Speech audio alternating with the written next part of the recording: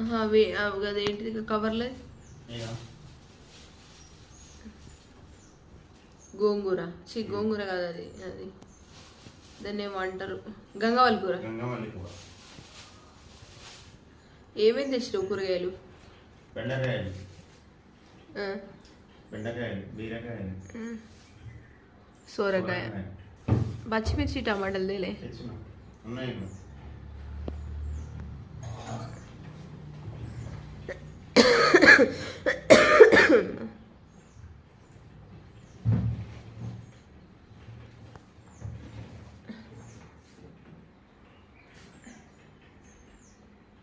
అంటే గంగవాళ్ళ కూర గట్లున్నది మరి అది కవర్లో పెట్టింది వేసుకోపోతుంది.